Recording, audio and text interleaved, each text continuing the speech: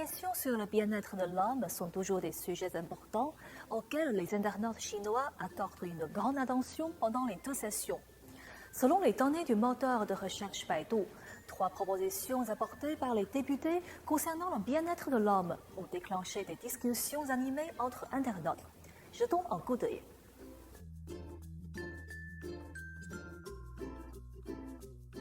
À l'heure actuelle, la violence en milieu scolaire présente de nombreuses caractéristiques, telles que des conséquences très graves, des auteurs d'actes violents qui ont tendance à être jeunes et des violences plus souvent perpétrées en groupe. Cela cause de grands problèmes de santé physique et mentale pour les élèves. Cependant, en Chine, nous adhérons toujours au principe de l'éducation au lieu de la punition pour les adolescents.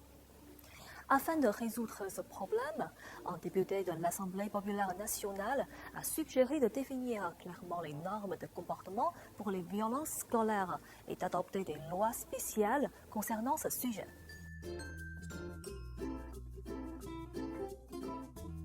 Pour chaque naissance d'un enfant, le père peut bénéficier d'un congé de paternité compris entre 7 et 30 jours en Chine, selon la situation. Un député de l'APN considère que cela est insuffisant pour partager les responsabilités liées à une naissance.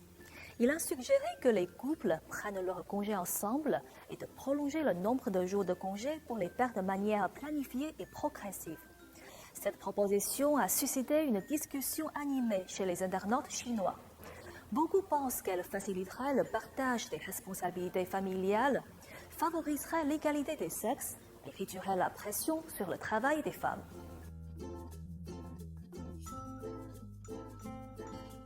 Un membre de la CCPPC estime qu'en raison de la pandémie de Covid-19, il faut réfléchir aux risques liés au grand rassemblement. Il a donc suggéré que la Chine prenne des dispositions flexibles pour les vacances de la fête du printemps, en donnant aux localités et aux entreprises plus d'autonomie pour décaler la période du pic des transports pendant la fête du printemps. Cela permettra de réduire les pressions opérationnelles sur tous les secteurs de la société et de diminuer le risque de transmission des maladies dues au grand rassemblement. Ce sont là quelques sujets importants sur le bien-être de l'homme qui préoccupent beaucoup les internautes chinois lors des deux sessions. Comment voyez-vous ces propositions? N'hésitez pas à nous laisser des commentaires et à partager avec nous votre opinion. À la prochaine!